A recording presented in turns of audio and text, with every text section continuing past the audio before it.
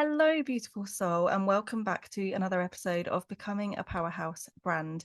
In today's episode, I wanted to share a bit of a recap that I have been going through, like a bit of a reflection in my own personal journey. And I wanted to share it today because I have actually already shared this online, and the response I've had from it has been so amazing. I didn't expect it to be this way. I very much shared this post today just to really reflect on my own journey and to hopefully give some inspiration to anyone that is feeling in the trenches, basically, when you're in those lows of business where you just feel like things aren't shifting at the speed you want it to. Maybe they're just not moving at all, or you know what it's like. We've all been through it when you're in those stages if you just feel like you're doing everything, but nothing seems to be really going your way. And no matter how much you try, it just feels like you're taking sort of one step forward, 10 steps back all the time. So I just wanted to share today this reflection I've had. Now, I want to be very clear here. I have absolutely not had an easy path in my business journey whatsoever. I have had limiting beliefs that have been so like deeply ingrained, deeply rooted into my own identity that it has massively held me back. Like the lack of self-belief, the lack of trust, the confidence, generational traumas, not feeling good enough, not feeling worthy, thinking that success just wasn't destined for me, all of these things going on that I've had to work through. So it has been a challenge. And even when things have gone really well and I've celebrated the highs and the success and thought, oh my God, this is it, things are happening, it's then been followed by the self-sabotage. It's been followed by months of things just not working again and going back to basically where I felt like I've been before, and feeling very much like I was just in these constant circles, these constant loops of things not growing. Now, the reflection I want to share with you today is actually from 2021. Now, bearing in mind, I started my business in 2016 as a first-time mum of a tiny baby. I started my business because I just knew that there was more available to me. Having always worked since the age of 15, I'd always been financially independent. I wasn't great with money at all. Like nobody really taught me about debt management or financial management or investing, anything like that. So very much I turned 18, got the credit cards, got myself into a lot of debt, and to the point where it was out of control. Like what was coming in from my jobs was never enough to cover even the minimum. And my spending habits were really bad, which I have since discovered is a huge ADHD trait. It's that because I was spending because it made me feel good. The things I was buying and the feeling I got from buying, like I never looked at the price of anything. I'd go clothes shopping or like shop for anything, basically, like spoil my dogs. I would go to the shops, I would see things I liked, picked it up, bought it. It didn't even occur to me to look at the price tag. I would get to the till and then sometimes think, oh God, that's a bit more than I thought it was going to be. But I would never, ever think, okay, maybe I'll just put that back. Maybe I'll just wait and do that. Or maybe I'll just skip the shopping trip today. I always did it to the point where I racked up multiple cards worth of debt to the point where I literally could not manage. It was really stressful. Um, yeah, just wasn't in a really good place at all. So when I became a mum, I actually cleared everything. I cleared all of my debt when we moved house. So I had a clean slate. I had just been basically told to leave my job, although in a really sort of subtle way. Um, I wasn't able to return to my job that I really enjoyed because it was essentially you come back full time or not at all. It wasn't a part time role. It wasn't flexible because this was pre-pandemic. So there wasn't really the flexible working that we have today. And I knew I couldn't go back full time because it would mean that I wouldn't see my daughter, which just wasn't an option for me at all. So I decided to leave basically. So I had gone from, when was this? I can't even remember how old I was then, but I'd basically gone my entire adult life and even before being financially independent. I had money coming in. And even though things were a struggle, I always had money coming in. I always knew that, okay, well, that's payday. That's what I've got to count down to. That's when things will be okay. So to then have a few months on maternity leave or like without a job, basically, that was really challenging for me because I didn't have the money coming in. I was completely financially dependent on my husband, which for a lot of people, they would just be thinking, this is amazing. I don't have to work. I don't need to be earning money because actually my bills were covered, like the house is covered. I don't need to be paying for all these things. I am literally being a stay-at-home mum. I knew very early on from being a mum, that wasn't for me. Like, I knew that there was more. As a generator myself, like, I am here, I'm a 6'2" generator, so I'm here to be a role model, I'm here to lead, I'm here to empower others. I am really driven by my ambitious goals.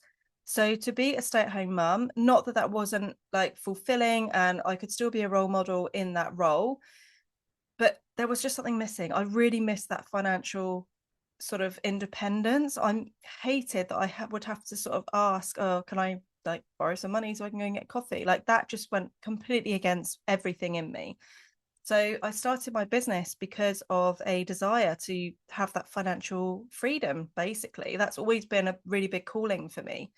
Um, but a lot of my limiting beliefs come back from early on in my childhood of having to grow up very quickly. My brother was born when I was only 18 months old, and they always say that firstborns do become more sort of independent because we have to be the role models. We are, from a young age, for a lot of us, we are going from the one that is the center of attention, being the baby, to then being the responsible one, the one that's got to lead, the one that's got to set a good example for the younger siblings. So when you grow up as the firstborn, as the oldest child, you become a leader. Like, whether you like it or not, obviously it's ingrained in me to be a leader. It's part of my human design, but for some it isn't. So it can be quite challenging. And I always knew that I was here for this bigger purpose. So fast forward to being a full-time mum at home and really wanting to create something that gave me that stability, just gave me that creative outlet. I loved creativity. I very much fell into, I call it my hobby business because it wasn't really a business. I was getting paid to do something I enjoyed, which was wedding stationery at the time. Now, what I'm going to compare my current situation with from 2021, I just want to highlight that this is, what is the date today? It's the 28th of August today. So we are right at the end of the summer school holidays. Can't get my words out. And I have taken the whole summer off work. I have had 2 clients that I have been working with throughout the summer, but on and off, like very minimal amounts of work. Like, I purposely, from the beginning of this year, I knew I wanted to take the holidays off. Considering I come from a background in the wedding industry as a photographer and a wedding stationery designer, taking the summer off was never really an option. In that industry, that is your peak time when you're delivering. I was used to, even with a young baby, with then my second, I don't think I was still in the wedding industry when I had my third. I can't actually remember. I don't think I was. I think I just left that. Yes, I had. I'd already closed the business down by then. But with my second one, I just remember in the summer holidays, the kids would be playing and I would be forever saying those words, which I hate now. Just a minute, I just need to do this. Or no, I can't play right now because I need to get this order out. And I would be stood at our dining table, taking over the entire dining table with all of this wedding stationery that I would be assembling, packing up, getting ready to deliver to brides, and sometimes very demanding brides because obviously it was their wedding day coming up, packaging things up to send out to brides for the whole summer holidays. Like, I did not really take a break and I was juggling everything, trying to manage my client delivery with high expectations because I was a premium service. Like, I was like top of the game in terms of the stationery, the quality, the design, everything, the service, how I packaged things, how I delivered it. Like, everything was sort of top notch. It was real premium brand. So the attention to detail was high. And it just meant I was never giving myself a break. And I just remember feeling that guilt, like come the end of the day when they'd gone to bed, having had a day off, obviously, summer holidays, and just thinking, I haven't done anything with the kids today. Like, all I've done is feed them and tell them constantly that I don't have time to play. I don't have time to do stuff because I'm just working all the time. And that was just so, just, it was just a horrible feeling, basically. So in 2021, I wasn't in the wedding industry anymore, but I had experienced a quite a traumatic C-section delivery with my third. Now, bearing in mind, my second born was a home birth, very unplanned home birth, but it was a home birth. And after that home birth, that was when I really started to get more into sort of spirituality, because the experience I had from this home birth, knowing that I was in control of everything, was just so beautiful, so incredible, that that's the birth I chose for my third. and he was a transverse baby. So if you don't know what that means, it basically means the baby's sideways. So I was doing all of these random exercises and Chinese medicine things, like all this stuff to try and get the baby to turn so that I could have a natural birth. I really wanted to have my home birth. We had the pool hire, like everything was set up, but it wasn't meant to be. I ended up having an emergency C-section. Um, and that really, really knocked me. Having never had a C-section before, I found that really quite traumatic. Like not the actual birth itself, that was all fine, like absolutely fine. It was the afterwards. It was the why couldn't I just do this? It was not having that instant rush of hormones like I had done with my previous two babies. I just didn't get that with a C-section. So it was then just this feeling of like I'm not good enough. Like this just wasn't, it was out of my control. Like, why couldn't I just have the birth I wanted? It was not fair. Like, I wasn't able to move. Like, anyone that is listening to this that has had one will know what it's like when you've got a baby screaming next to you that needs you and you can't even sit up, you can't pick them up, you can't do anything, and you're having to press a buzzer in a hospital to get someone to come and pass your baby to you. Like, it's having gone from the other extreme of like you can just hold them all the time, you can pick them up, you can rock them, like, and obviously you're recovering from birth. But the post C-section I found really hard. It really affected me. And I was really struggling with my mental health. So this was 2021. I was also at the time running 3 businesses, over delivering on all of them because I am a serial over deliverer. It's apparently a flaw, although I don't like to see it as that because I love to support my clients. Like, I really do enjoy it. So sometimes, yes, it has meant that I've gone against my boundaries, but I like to think that I'm much better with my boundaries now and that I'm showing up in a way that feels really good to me. And I'm only over delivering when it fits in with my life. Like, I never let things take over my lifestyle. If it means that I'm having to tell my kids no, then I'm over delivering in the wrong way. So I'm always really conscious of how I'm over delivering and making sure that it's not taking over my life, basically. I was juggling all the things 7 days a week, never really having time for myself.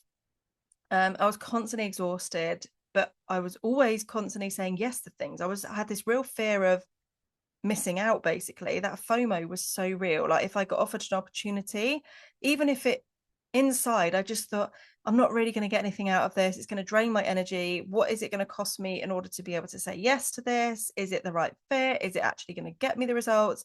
But I said yes to everything because I had this real fear that what if I say no to this one thing and it's the thing that really helps me to scale my business? Like, what if it's the one thing that really helps to catapult everything and bring my vision into my reality? And to be honest, I felt totally stuck. I felt lost. I felt like I wasn't enough. I had no confidence in myself whatsoever.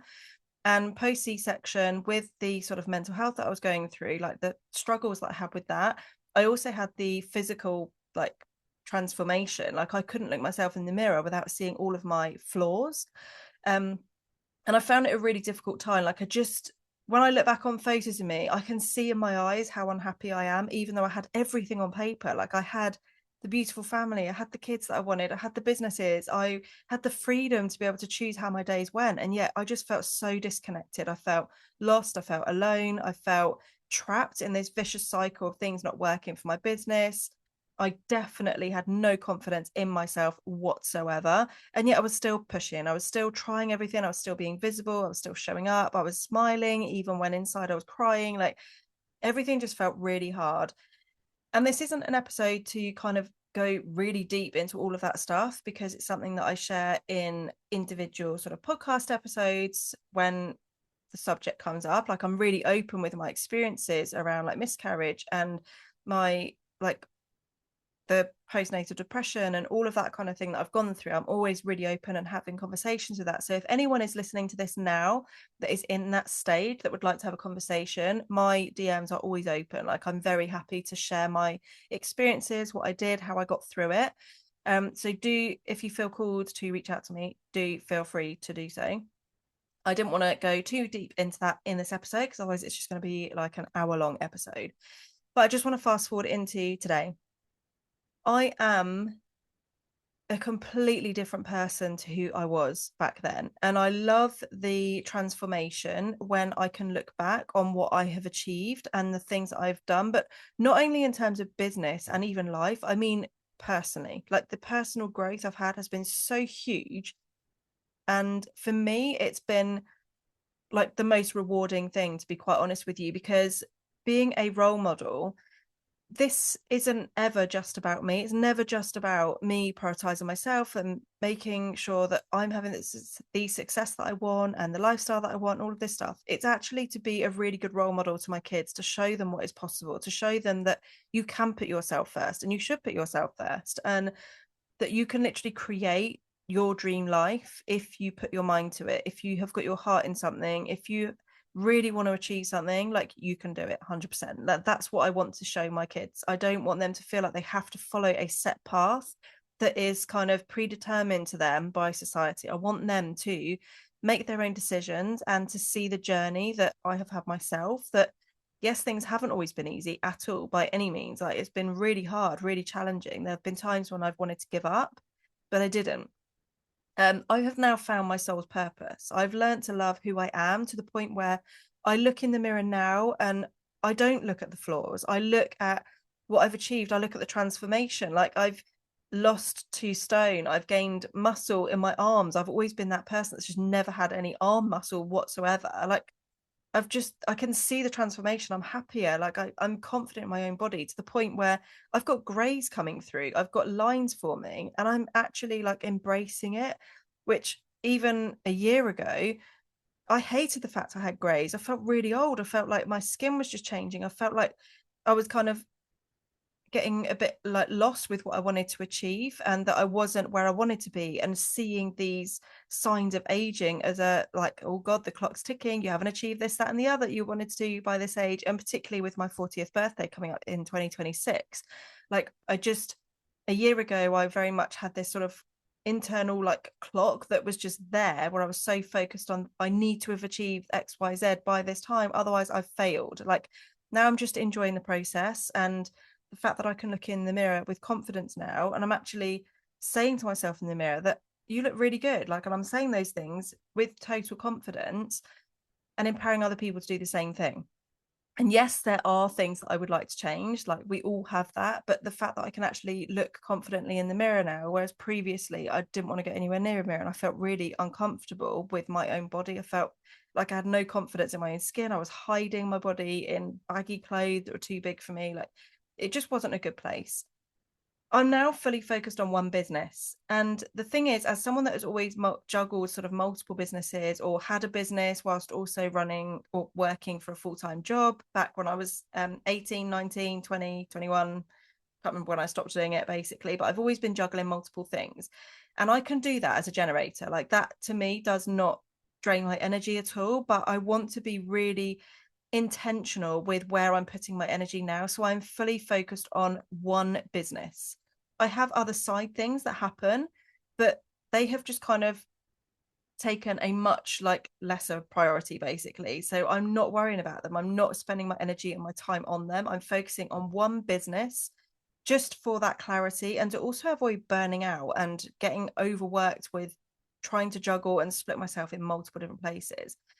I no longer work on a Monday or a Friday. So I get my weekends off. I'm basically off from Friday morning through till like Tuesday morning. Like I have it that all that time off, unless there is a project or an opportunity or an event that is something that I really want to do, because this time is my family time. It's my me and my family time. So Mondays are when I get my nails done. Fridays when I go and see my friends. Like I get to go and do these things and I have that flexibility, which having had the summer off and the fact that I get my Mondays and Fridays off, that is such a transformation from where I was just a few years ago when I worked in the wedding industry.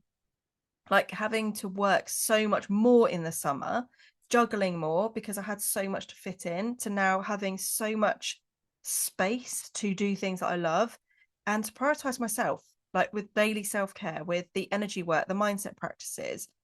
Um, I have had my nails done every single month for the last 2 years now. Like I've started to do more and more things that are making myself a priority. And I cannot tell you how rewarding that is when you start to do it. And when I first started, the guilt I felt from doing so was so bad. So I just thought, who am I? Who am I to spend 25, £30 a month or however often on getting my nails done? I'm not getting them done for any other reason other than I want to. Like there was no event, there was nothing that I was going to where I particularly needed nice nails. But having nice nails makes me feel good. I'm one of those people that has very weak nails by nature. So when I have my nice nails done, like it makes me feel confident. And not only have I transformed my body, how I am, my mindset, my energy, everything, the fact that I'm now on a mission to help other people to create their standout brand that they love, to create the life that they love, to create more space in their life, to have more freedom, to do more of what they enjoy rather than feeling like they need to hustle and they need to force things. That is so much more powerful, so much more aligned to me, so much more empowering for me than working in my wedding stationery business, than my previous roles where I was just burning myself out all the time, trying to over deliver to all these clients. Like, I love that the work that I do now isn't just transforming someone's business, it's literally life changing. Like, when I get my clients telling me, Jackie, like coming across you and working with you has completely changed my life. Like, those words, how incredible is it to know that you're creating that kind of impact in someone's life? Like, that is what this is all for. That's why I love to do this work.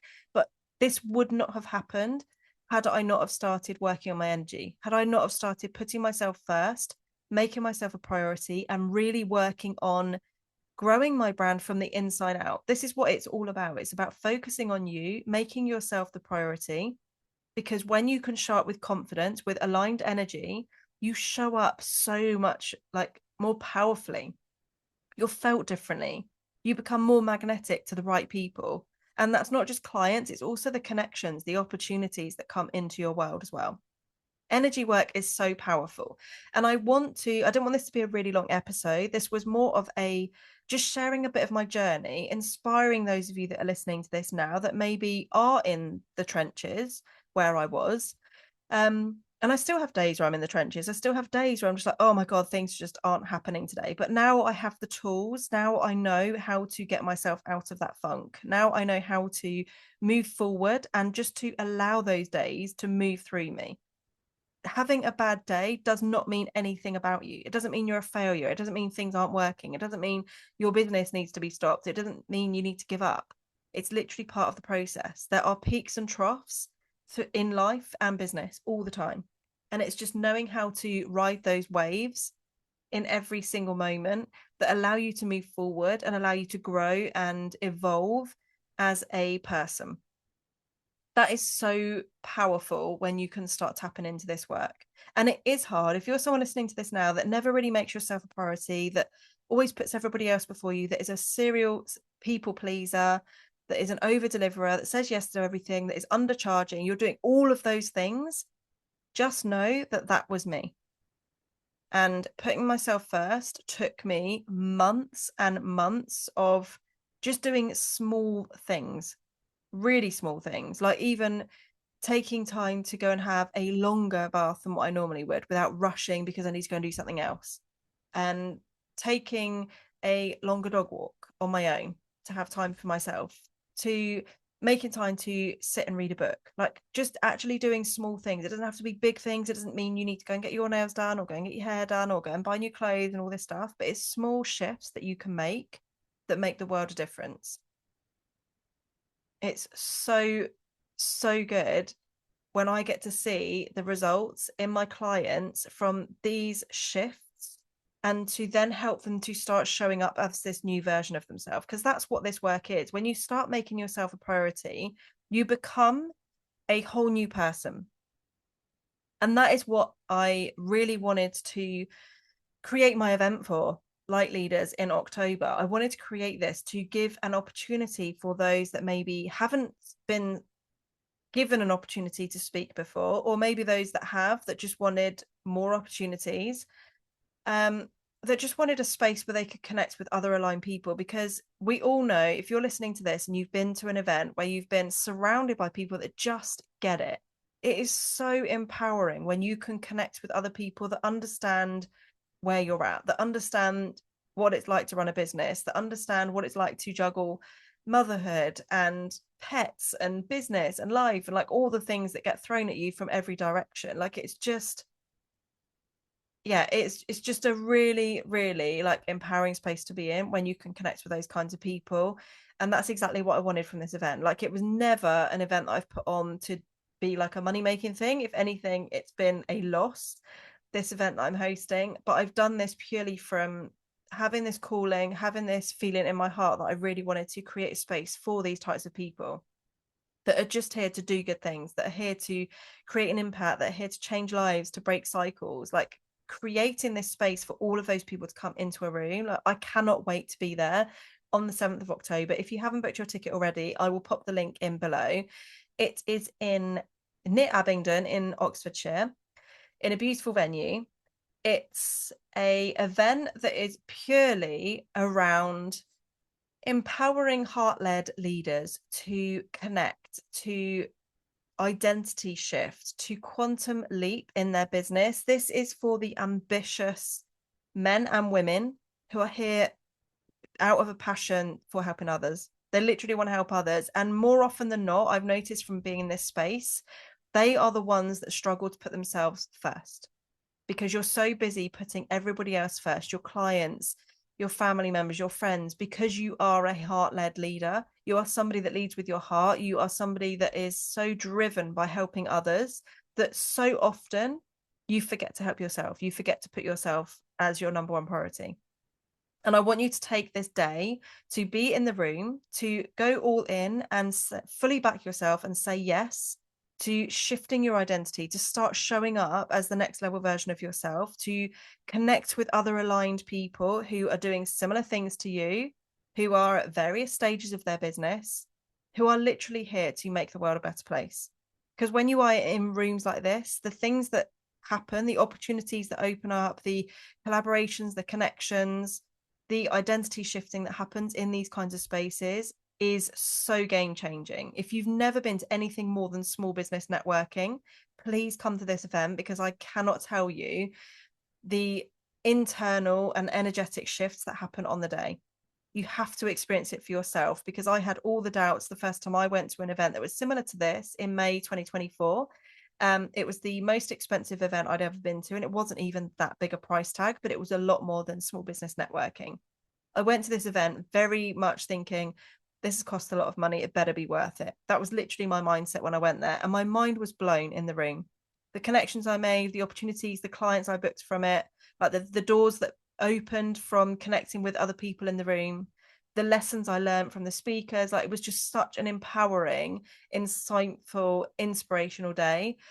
And I cannot wait to be hosting this event for you on the 7th of October. So if you are around on that day, if you're able to get to Oxfordshire, there is free parking, there is food, there is refreshment. We have got festival glitter. We have got a pranic healing clinic, so you can experience that. We have got a Zen room for any of you that are listening to this that are slightly neurodivergent or you find busy, high vibe energy rooms a bit overwhelming, that there is a nice, calm, relaxing space that you can go and chill out in to unwind and just reset your energy.